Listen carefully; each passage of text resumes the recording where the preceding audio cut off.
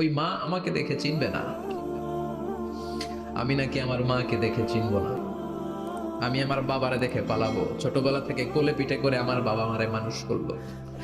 বাবাকে কত ভালোবাসি, বাবার সাথে কত ভালোবাসার গল্প, এই বাবারে দেখে আমি দৌড় দিব।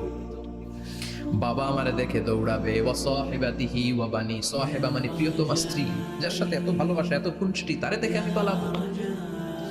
ওয়া বানি, আমার সন্তান, যেই সন্তানের জন্য আমি আমার জীবনও দিতে রাজি, ঠিক কিনা? সন্তানকে দেখে আমি দৌড়। আব্বু বলে ডাক দিল, আমি চিনবো না। আমার মেয়েটা আমারে ডাকবে নাকি, আমি চিনবো না। আমার মেয়েও আমারে চিনবে না।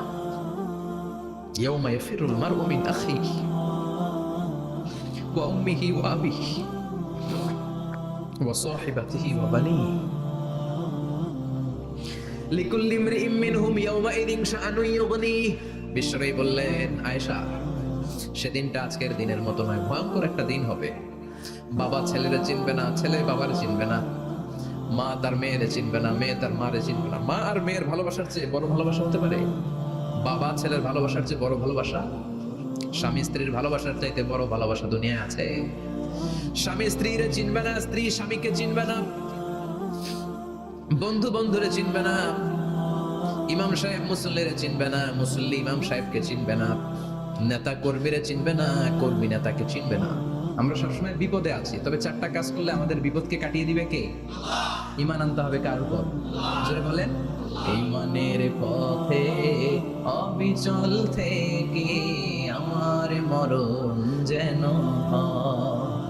ঈমানের পথে অবিচল থেকে আমার মরণ যেন হয়।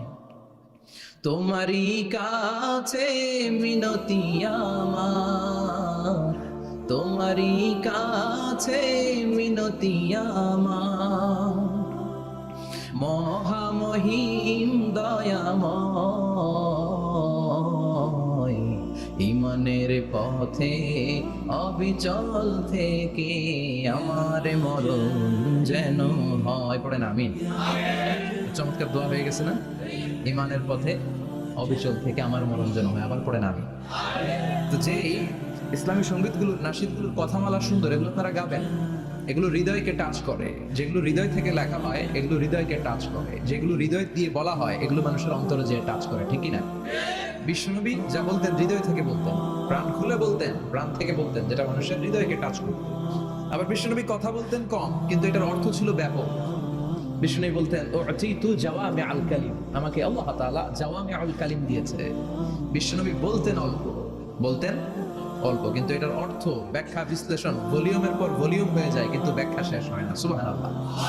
আবার বিষ্ণু বলতেন, নুসিরতু বিররাবি মাসিরাতা শাহর, আমি যে এলাকায় দাঁড়িয়ে থাকি এলাকার ডানে বায়ে সামনে পেছনে 1 মাসের দূরত্বের রাস্তা পর্যন্ত ওই জায়গায় কোনো কাফের দাঁড়িয়ে থাকলে আমার ভয়ে তার অন্তর থার থার করে কাঁপে।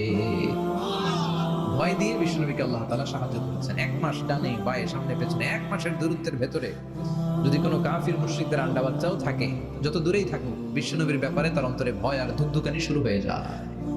সুবহানাল্লাহ পড়ে। এজন্য আমরা বিপদ কাটাতে পারবো না যতক্ষণ না ঈমানদার না হতে পারি। পাক্কা ঈমানদার হতে হবে। ওয়ালা তালবিসু ঈমানাহুম বিযুলমিন, তোমাদের ঈমানকে জুলুমের সাথে মিশ্রিত করো না। জুলুম মানে শিরক, শিরকের সাথে আমাদের কোনো সম্পর্ক নাই। ঈমান হতে হবে পাক্কা ঈমান। ঈমানের সাথে যদি শিরক ঢুকে, ওটা কি পাক্কা ঈমান হয়? খালিস ঈমান হয়? মসজিদে যে নামাজও পড়েন, মাজারে যে সেজদাও দেন, এরকম আছে না নাই? মসজিদে যে আল্লাহর কাছে যায়, মাজারে যে বাবার কাছে যায়, আছে না নাই? মসজিদেও দান করে, আবার মাজারে যেও দান করে, আছে না নাই?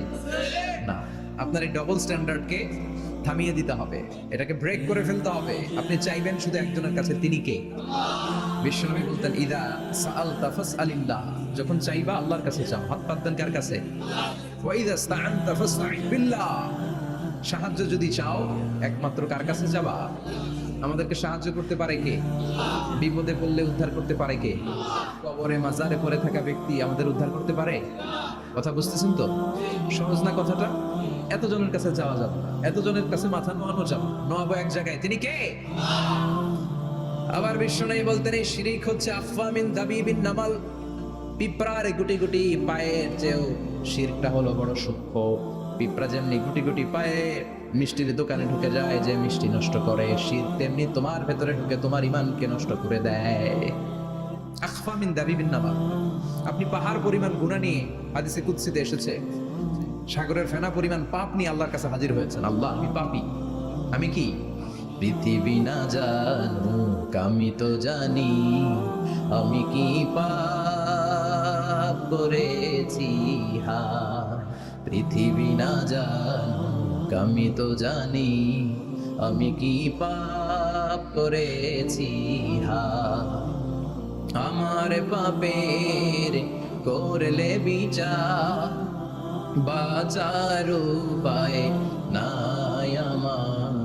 দয়াময় প্রভু মাফ করো আমায়, মাফ করো আমায়। পড়ে না আমি, আমরা সবাই পাপী। আমরা কি বিষ্ণু বললেন কুল্লুকুম খাত্তাউন, তোমরা সবাই পাপী। ওয়া খায়রুল খাত্তাইন আত-তাওয়াবুন, আর এই পাপীদের মধ্যে সবচাইতে ভালো পাপী ওই পাপী যেই পাপী পাপ করার পরে তওবা করে কার কাছে? এজন্য আল্লাহ বললেন ইয়া আইয়ুহাল্লাযীনা আমানু তুবু ইলাল্লাহি তাওবাতান নাসুহা। তওবার মতো তওবা করো, কান্নার মতো কান্না করো। চোখের পানি এটা একটা খুব পাওয়ারফুল একটা জিনিস, এটা আপনার পাপকে ধুয়ে মুছে সাফ করে দেয়, আপনাকে নিষ্পাপ বানিয়ে দেয়, ঠিক কি না? তো এই বিশাল পাপের বোঝা নিয়ে, পাহাড় পরিমাণ গুনাহ নিয়ে কিয়ামতের দিন যদি আল্লাহর কাছে আপনি হাজির হয়ে যান, ওই পাপের মধ্যে যদি শিরকের পাপ না থাকে, মানে কোনো মাজারে যে সেজদা দেন নাই, বাবার কাছে যান নাই, কোনো মাজারে মানত করেন নাই, মাজারে লাল সালু দেন নাই, মোমবাতি দেন নাই, আগরবাতি দেন নাই, মাজারে মুরগি মানত করেন নাই, এই পাপগুলো করেন নাই, অনেক পাপ আপনার আছে, কিন্তু শিরকের পাপ নাই। কোন পাপ নাই? আল্লাহ বলেন হাজার কোটি পাপ নিয়ে, পাপের বোঝা নিয়ে, পাহাড় পরিমাণ অন্যায় নিয়ে, গুনাহ নিয়ে যদি আমার সামনে আসো, আর এই গুনার মধ্যে যদি শিরকের কোনো গুনাহ না থাকে, তাহলে আমি আল্লাহ পাহাড় পরিমাণ দয়ার ক্ষমা নিয়ে তোমার কাছে হাজির হয়ে যাব। সুবহানাল্লাহ। এজন্য শিরকের সাথে আমাদের কোনো সম্পর্ক, এই শিরক করলে তার মাফ নাই। ইন্নাল্লাহা লা ইয়াগফিরু আন ইউশরাকা বিহি, শিরক করে ফেললে আর মাফ নাই। এটা ভয়ঙ্কর, এটা ক্যান্সারের চেয়ে ভয়ঙ্কর। ক্যান্সারের অ্যানসার আছে, শিরকের কোনো অ্যানসার নাই। লা ইন আশরাকতা লা ইয়াহবাতান্না আমালুক, যদি তুমি শিরক করো, তোমার রোজা, নামাজ, হজ, যাকাত, জিকির গুলারে বাতিল করে দিবে কে? এজন্য শিরকের সাথে আমাদের সম্পর্ক আছে। এত ওয়াজ আমরা করি, তারপরে অনেক জায়গায় ছবিতে দেখি যে মহিলারা যে মাজারে সিজদা করে থাকে। এজন্য এটা ছড়াই দিবেন, এই মাহফিলের কথাগুলো, এই যে রেকর্ড হচ্ছে, এগুলো ছড়াই দিবেন। গণসচেতনতার দরকার আছে। এই যত আমরা ট্রাই করে যাব, একটা সময় দেখবেন আমাদের এই সকলের একসাথে প্রচেষ্টার ফলে এই শিরক নামক ভাইরাস বাংলাদেশ থেকে আমরা বিদায় করে দিতে পারবো। চিল্লা এখন, ঠিক কিনা? এজন্য আমরা বিপদে আছি, তবে ইমানদার শিরক ব্যতি রেখে খালেস ইমানের যদি অধিকারী হয়, আমাদেরকে বাঁচিয়ে দিবে কে? 2 নম্বরে ওয়া আমিলুস সলিহাত। কি বলছে মনে আছে তো? ঈমান, ঈমান আনলে বেঁচে গেলাম। আরেকটা কি? আমিলুস সলিহাত, নেক কাজ, ভালো কাজ। ভালো কাজ শুধু জিকির করার, নামাজ পড়া নাকি? না, আপনি কাউকে পরামর্শ দিলে এটাও ভালো কাজ। ঋণ দিবেন, ঋণ দিলে আপনার মর্যাদা বাড়ায় দিবে কে? অভুক্তকে খাওয়াবেন, বিপদে পড়লে সাহায্যের হাত বাড়িয়ে দিবেন, রাস্তায় দাঁড়িয়ে আছেন একজন, পথ চেনে না, পথ দেখিয়ে দিবেন, এটা অনেক সওয়াব। সূরা ফাতিহা একজনরে পড়ায় দেন, ওই লোক সারা জীবন সূরা ফাতিহা যতবার পড়বে তার একটা পার্সেন্টেজ সওয়াব আপনার আমলনামায় দিবে কে? তারপরে মানুষকে টাকা দিয়ে সাহায্য করবেন, অসুস্থ হয়ে গেলে, রক্তের প্রয়োজন হলে গায়ের রক্ত দিয়ে সাহায্য করবেন, কবুল করবে কে? রক্ত দেয়া অনেক বড় ইবাদত, জানেন এটা? মুমূর্ষু ব্যক্তিকে যদি রক্ত দেন, আপনার এই রক্তের কারণে যদি কারো প্রাণ বেঁচে যায়, তাহলে আপনি কেমন যেন গোটা বিশ্বের সব মানুষের প্রাণ বাঁচিয়ে দিলেন। একজনকে বাঁচানো মানে সবাইকে বাঁচানো, একজনকে মারা মানে সবাইকে মারা। এজন্য বিশ্বনবী বললেন আল ইনসান বুনিয়ানুম মারসুস, সব মানুষগুলো হলো আল্লাহর পক্ষ থেকে সীসা ঢালাই করা প্রাচীর। একজনকে নষ্ট করা মানে প্রাচীরটাকে ভেঙে দেয়া, ঠিক কি না? তাহলে ঈমান আনতে হবে কার উপর? আর আল্লাহর সন্তুষ্টির জন্য সৎ কর্ম করতে হবে। তারপরে একে অপরকে ভালো কাজের জন্য পরামর্শ দেওয়ার দরকার আছে না নাই? হক আর সবর, আমরা হকের পক্ষে থাকবো, রাজি আছেন তো? আর আমরা সব সময় ধৈর্যশীল থাকবো, রাজি আছেন? ইন্নামাস সাবর ইনদা সাদামাতিল উলা, বিপদের প্রথম ধাক্কায় ধৈর্যটা ধারণ করতে হবে। অনেকে বিপদ আসলে পেরেশান হয়ে যায়, চিল্লা ফাল্লা শুরু করে দেয়, কান্না শুরু করে দেয়, বিলাপ করে। বেশিরভাগ মহিলারা এটা করে, ঠিক কিনা? বিষ্ণু বললেন বিপদের প্রথম ধাক্কায় কেমন সবর করলে এটাই দেখার বিষয়। ইন্নামাস সাবর ইনদা সাদমাতিল উলা, বিপদের প্রথম ধাক্কায় যে সবর ধরতে পারে সেই আসল সবর। সেই আসল কি সবর? মানে ধৈর্য ধারণকারী। বিশ্বনবী দোয়া করতেন, আল্লাহ আপনি আমারে ধৈর্যশীল বানান।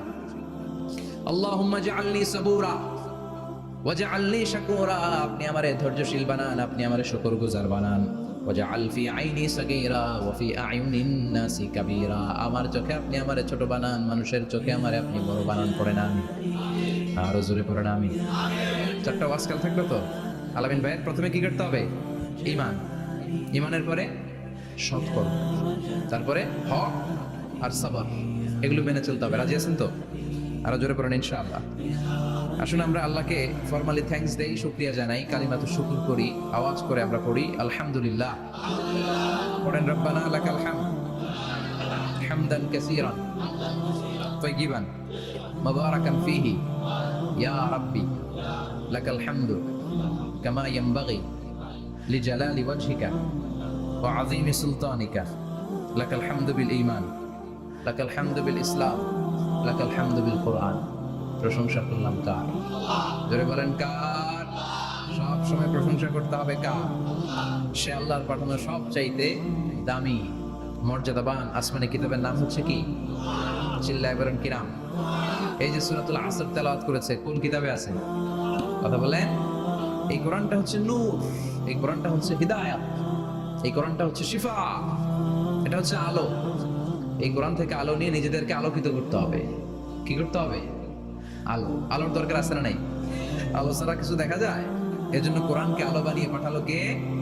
রব্বুল আলামিন বলেন, কিতাবুন আনজালনাহু ইলাইকা লিতুখরিজান নাসা মিনাল যুলুমাতি ইলান নূর।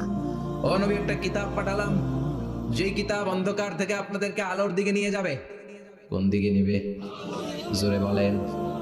আমরা আলোর পথের সৈনিক, আমরা জান্নাতে যেতে চাই। জান্নাতে যেতে হলে যে বইটা মানতে হবে, বইটার নাম কি? তাহলে কিতাবে আল্লাহ আলো দিলেন, আবার হেদায়েত দিলেন। আল্লাহ বললেন, যালিকাল কিতাবু লা রাইবা ফীহি হুদাল লিল মুত্তাকিন। হুদাল লিল মুত্তাকিন, a guide book to those who are মুত্তাকিন। তাহলে গাইড বুক পেলাম, আলো পেলাম, আবার এটার ভিতরে শেফা আছে। কি আছে? শেফা মানে সুস্থতা, শেফা মানে রেমেডি, শিফা মানে রিকভারি। আপনি অসুস্থ হলে সুস্থ করে কে? কোরআন পরে যদি ফুল দেন, সুস্থ বানায় দিবে কে? নাকি তাবিজের ভেতরে ঢুকায় ঝুলাইবেন? ঝুলানো যাবে? পড়তে হবে। কি করবেন? যে ঘরে সূরা বাকারা তেলাওয়াত করা হয় সেখান থেকে শয়তান দৌড়ে পালায়, নাকি যেই ঘরে বাকারা ঝুলিয়ে রাখা হয়? হ্যাঁ, পড়তে হবে। পরে ফু দেন, সুস্থ করবে কে? এই কিতাবের সর্বপ্রথম যে সূরাটা আল্লাহ দিলেন, ভূমিকা সূরা, এটার নাম হচ্ছে ফাতিহা। ফাতিহা মানে কি? ভূমিকা। এই সূরাটা দিয়ে আল্লাহ এই কোরআনটাকে খুললেন। পুরো কোরআনে যা আছে এই ফাতিহার 7 আয়াতের ভেতরে তা আছে। আবার এই 7 আয়াতের ব্যাখ্যা শুরু করে দিলে 30 পারা কোরআন হয়ে যায়। সুবহানাল্লাহ। আবার আল্লাহ এটার নাম, বিশ্বনবী নাম দিলেন সূরাতুশ শিফা, শেফার সূরা।